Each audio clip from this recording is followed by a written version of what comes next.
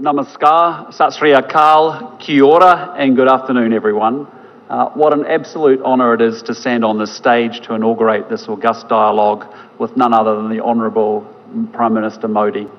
My good friend, can I say thank you so much for generously welcoming me to India and for our very warm discussions that we had this morning.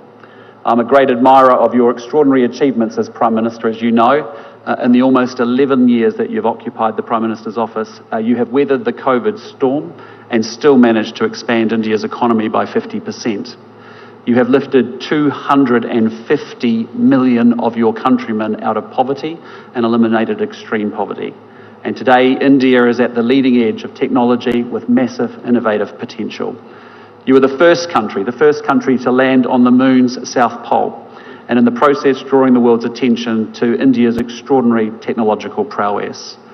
And Prime Minister, during your tenure, the men in blue have been the most dominant side in cricket's white ball competitions, most recently winning the Champions Trophy last week in Dubai against my men in black. Yes. And breaking many, many New Zealanders' hearts in the process, including mine, but I will be the bigger person and just say congratulations.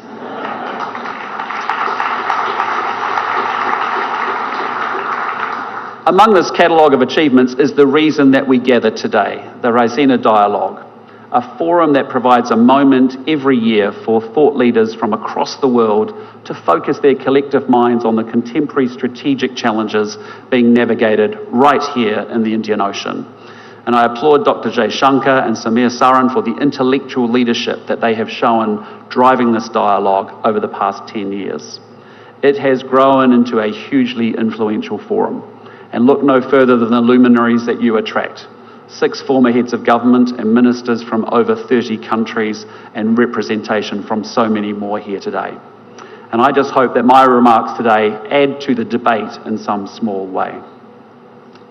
Ladies and gentlemen, it is more than 200 years since Indians and New Zealanders began living side by side. At the beginning of the 19th century, well before we became a nation, Indian sailors jumped ship in New Zealand, with some meeting up with locals and marrying into our indigenous Māori tribes. And a few years later, Māori traders began travelling to Kolkata to sell tree trunks used in sailing ships, an exchange that echoes down the ages. And just as they were 200 years ago, Kiwi Indians today are fully integrated into our multicultural society. New Zealanders of Indian heritage comprise 11% of the people living in Auckland, our biggest city. And I brought with me to New Delhi a selection of the Kiwi Indian community leaders, members of parliament, captains of industry, yes, professional cricketers, and even an online influencer who has revolutionised investment for women the world over. In short, a selection of Kiwi Indians who get up each and every single morning to make New Zealand a better place to live. And our trade has diversified considerably from wood thanks to the increased sophistication of your economy. India today is a critical source of pharmaceuticals and machinery for us, while we are a great tourism and education destination for you. And India has become an ever more significant feature of our society. And yet while there has much that has been developed and changed, there has been something missing at the core of our relationship. With a country as consequential as India, we need rich political interaction, engaged militaries, strong economic architecture, and connections that support a diaspora that bridges between our two great nations. Prime Minister Modi and I sat down today and we charted out the future of our two countries' relationship, a future that builds from where we have been and one that is wholly more ambitious about what we will do together in the future. We agreed to our Defence Forces building greater strategic trust with one another while deploying together and training together more. We want our scientists collaborating on global challenges like climate change and on commercial opportunities like space. We are supporting our businesses to improve air links and build primary sector cooperation. We will facilitate students and young professionals and tourists to move between our two countries.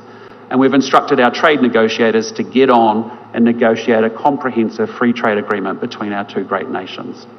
A comprehensive agenda to underpin a comprehensive relationship. And as we both look to the future, the opportunity for both of our governments is to sustain that momentum, not only to follow through on the commitments that we have made to one another, but to proactively build on that platform by exploring new opportunities and creating new architecture, to ensure that we are creating strategic trust and commercial connection between two countries at the bookends of our wider Indo-Pacific region. Ladies and gentlemen, it is to the Indo-Pacific that I now turn, and there are many reasons to be excited about our region, and I want to single out the two biggest opportunities. First, India and New Zealand are fortunate enough to live in the world's most economically dynamic region. The Indo-Pacific will represent 2/3 of global economic growth over the coming years.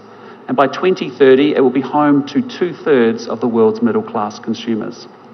And India itself lies at the heart of this exciting economic future. And it's easy to focus on the troubles the world faces, but it's worth reflecting for a moment on what economic development at this scale means at a human level. Here in India, you've gone from only the very few in rural areas having a water or power connection to almost everyone. And that means that people have better health and education outcomes, and that in turn creates hope and optimism about the future for individuals and their families. Replicated across literally hundreds of millions of people, that process of development generates dynamic economies, growth that offers massive opportunities for every country in the Indo-Pacific region and the families and the individuals within them. Now, the second big opportunity is technological change. We are on the cusp of a transformation of our economies and societies in a way that we can barely now imagine. I'm talking about artificial intelligence, which is within reach of achieving the cognitive powers of a human being. But I'm also thinking of a range of other technologies, quantum, biotech, advanced manufacturing, that are going to have profound impacts on our economies. And it has felt like this technological transformation has been long heralded, but never quite arrived. Well, it seems to me that a series of innovations, the always online world, big data, powerful computing, machine learning, accumulating in ways that are going to tip over into a dislocation that is new and altogether different. The game is about to change because we are on the cusp of an explosion in the application of AI, a technology that will have an impact across the whole economy, not just in one or two sectors, a technology that will transform the way that we work, the way that we study, and the way that we entertain ourselves, a technology that will force governments to think in entirely different ways about how they deliver public services and secure their nations. And certainly this presents risks that will need to be managed. For example, militaries are already using AI, which means the international community is going to need to develop new norms about how this is done in a way that ensures compliance with the rules of war and also ensures human responsibility in conflict. But my message is that while we need to manage that change, we cannot allow ourselves to be paralysed by the risks. For those who believe that they can outcompete through this period of technological disruption and dislocation, the opportunities are there. The citizens, the companies, and the countries that embrace the coming change will be the ones that reap the dividends. Yet there's also no doubt that there are fundamental trend lines in the Indo-Pacific that present geostrategic risks to both growth and prosperity. And these have long-term drivers that are not going away and have been amplified by recent events. Past assumptions that underpin the previous generation's geopolitical calculations are being totally upended. A fortnight ago, the Singaporean Foreign Minister, Vivian Balakrishnan, put this change very eloquently when he said, "The world is now shifting from unipolarity to multipolarity, from free trade to protectionism, from multilateralism to unilateralism, from globalization to hypernationalism, from openness to xenophobia, and from optimism to anxiety." This is a global change, not isolated to one region. And certainly though we live today in an Indo-Pacific navigating contest and rivalry with a period of strategic uncertainty, I think there are three big shifts that make for challenging times for all of us ahead. The first is that we are seeing rules giving way to power. Previously, we could count on countries respecting the UN Charter, the law of the sea, and world trade rules. That sadly cannot be assumed in an age of sharper competition. And instead, we risk dangerous miscalculation at flashpoints, and these range from the militarisation of disputed reefs to dangerous air movements, from land border incursions to breakout nuclear capabilities. And of course, it's not just flashpoints, but a slow shift in Indo-Pacific realities that change calculations. Recent demonstrations of naval force near New Zealand's maritime surrounds, for example, sent a signal that alarmed many of my fellow citizens. Second, we are witnessing a shift from economics to security. Because after the Cold War, the dominant paradigm in relations between Indo-Pacific countries was a sustained effort to raise the material living standards by tending to our economies. And make no mistake, bread and butter issues still loom very, very large and are a priority for governments all around the region. And indeed, economic growth is my government's highest priority too. But across the Indo-Pacific, we also see governments dedicating increased attention and resource to military modernisation. Military build-ups reflect a need to prepare against uncertainty and against insecurity. And some military build-ups, however, are underway without the reassurance that transparency brings. National security demands are expanding. Governments need to protect their people and assets against foreign interference, cyber attacks and terrorism. In the last few months, a new threat has emerged with damage to critical infrastructure like subsea cables. Well, you can't have prosperity without security, not least when the tools of commerce themselves require protection. The third big geo-economic shift, as I see it, is from efficiency to resilience. Where previously Indo-Pacific economies saw even deeper interdependence as a dynamo for growth, that can no longer be assumed in an age of decoupling. Onshoring, protectionism and trade wars are displacing best price, open markets and integrated supply chains. And so we find ourselves in a world that is growing more difficult and more complex, and especially so for smaller states. However, we must engage with the world as it is, not as we wish it to be. And so, like most countries across the region, New Zealand's strategic policy is being shaped by our assessment of these trends. We have agency to shape the Indo-Pacific that we all want, but we must do so with energy and with urgency. Ladies and gentlemen, as New Zealand looks to protect and advance our interests in the Indo-Pacific, we can only do so alongside partners like India that have a significant role to play in the Indo-Pacific region. In an increasingly multipolar world, India's size and geostrategic heft gives you autonomy. And at the same time, your democratic partners in the Indo-Pacific offer you a force multiplier for our convergent interests. For at a time when democracy is in decline with less than half the world's adults electing their leaders, it truly is an inspiration that 650 million Indians turned out to vote last year in the largest election in history. Your national election is a triumph of logistics, but it's also a triumph of legitimacy. An election that means your leaders serve their people rather than your people serving their leaders. Now, I don't advocate arbitrary divisions between democracies and autocracies, and just because we are democracies, we won't always see eye to eye. Nonetheless, there's truth in the fact that our democratic governance means that we share a belief in the freedom to choose, giving everyone a voice and respect for the rules. Our interests increasingly converge around seeing three ideas as an aligned set of organising principles for our Indo-Pacific region. And the first is that we want to live in an Indo-Pacific where countries are free to choose their own path, free from interference. A region where no one country comes to dominate. And it is a sign of the times that I have to stand here defending respect for sovereignty, yet New Zealand's approach is increasingly shaped around that objective. Just on Saturday, I joined a call led by Prime Minister Starmer focused on what more those contributing to Ukraine's defence can do to support a just and lasting peace, to help a country whose sovereignty and territorial integrity has been so flagrantly attacked. And in my own home region, our fellow Pacific neighbours are navigating geostrategic dynamics that are their sharpest in nearly 80 years. And in a deeply contested world, Pacific partners are being asked to make choices that may undermine their national sovereignty. They risk falling into over-indebtedness. They must make choices about dual-use infrastructure, and they face pressure to enter new security arrangements. New Zealand invests in working alongside Pacific countries to boost their capacity to make independent choices free from interference. Yet size alone cannot inoculate a country from these dynamics. Building strong and diversified relationships is the key to mitigating the risk of dependence on a few. And that is why my government is investing in our key relationships, from traditional partners to thickening and deepening our relationships across Southeast Asia, and in a serious way with India too. And we have a responsibility to invest in our own security as a down payment on our future ability to choose our own path.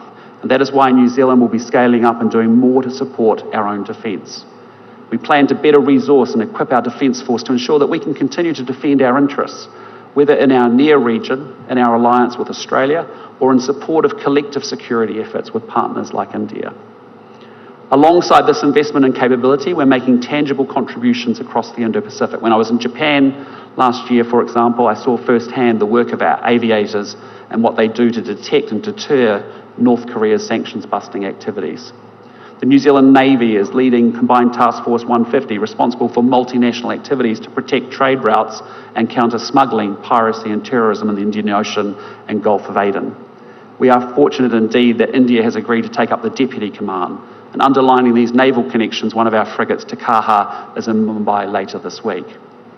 But as we seek an Indo-Pacific in which countries are free to choose their own path, I'm determined that New Zealand plays its role, whether through our work with Pacific Island partners, our relationship in the Indo-Pacific, or through our own defence efforts.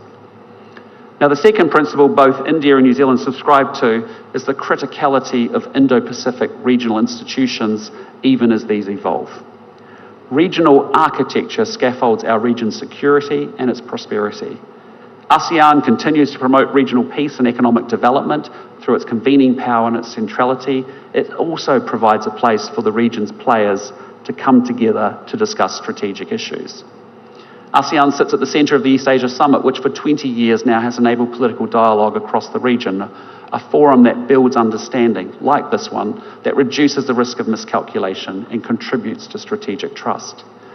Yet the Indo-Pacific architecture is not static as it adapts to new realities, and many-lateral groupings are important new pieces of the puzzle. The Quad has emerged as an important vehicle promoting an open, stable and prosperous Indo-Pacific region. And India's contribution to that evolution, of course, has been vital. And while New Zealand has no pretensions to Quad membership, we stand ready to work with you to advance Quad initiatives. We ourselves are strengthening our work with Japan and the Republic of Korea, as well as Australia. And last year I convened the Indo-Pacific Four to discuss Ukraine and North Korea. And with serious headwinds buffeting the global trade system, New Zealand has seriously invested in Indo-Pacific trade and economic integration groupings. From the CPTPP, the gold standard of FTAs internationally, through to the RCEP, perhaps the world's most inclusive agreement. And we welcome India's engagement in the regional economic architecture with our work together in the Indo-Pacific Economic Framework, important in an area in which we seek to build one another's resilience. And the third Indo-Pacific principle that we align around is a region in which respect for the rules is foundational. Globally, rules are being undermined, whether those around territorial integrity, freedom of navigation, or laws of war. Yet these are the very rules that preserve an Indo-Pacific order that is not might is right alone. And as I've said before, there is no prosperity without security. The rules that underpin our security also allow our businesses to operate with great certainty, and those rules deliver daily in meaningful ways for our people and our populations. For example, 1 in 4 jobs in New Zealand rely on exports, and our exporting businesses being able to depend on the predictability that those rules deliver. And in a miracle that's only possible thanks to globally accepted aviation standards, 120,000 flights carry 12 million passengers and operate safely between their destinations each and every day. These rules shape the character of our region, and we must remain committed to this rules-based system even while acknowledging its very shortcomings. And it is a truism that the world of 2025 is vastly different from 1945, and our global institutions sadly have been way too slow to adapt. So we're not talking about starting over by remaking the global order. Instead, I tend to agree with Dr. Jaishankar when he says that we want an order in which change is evolutionary at a pace that is comfortable and steady. And that's why New Zealand supports reforming global governance frameworks to better reflect today's realities. Rather than casting them aside, they should give greater voice to the developing world and underrepresented regions. Countries like India, that plays such a central role in the global community, should have a seat at the table, and we've therefore long advocated and supported India having a permanent seat on a reformed UN Security Council. Distinguished guests, ladies and gentlemen, it has been truly a privilege to speak with you today at this important forum for global dialogue. The geostrategic picture I've painted is quite stark. Rules are giving way to power, economics to security, and efficiency to resilience. And the tectonic shifts unfolding highlight that we, working alongside partners and friends, must navigate disruption, uncertainty, and sharpening pressure on our national interests. Yet we will not be overwhelmed by complexity and challenge. We must go forward with great confidence. We live at the heart of the world's most exciting and dynamic region, the Indo-Pacific. We live in an era of technological transformation that offers outsized opportunities. And we are countries with solid underlying democratic institutions which will underpin our society's future success. India and New Zealand have extraordinary talented people, and both our countries have a clear plan that reflects and reinforces the connections between our security and our prosperity. We cannot afford to be thrown by the rapid pace of change. We must grapple with shifting realities and capitalise on these for all of our people's benefits. We will create and seize opportunities. We will invest in our capabilities. This is our region, and its future will be shaped by the choices that we all make together. Thank you, ngā mihi nui, and dhanyavad. Thank you very much.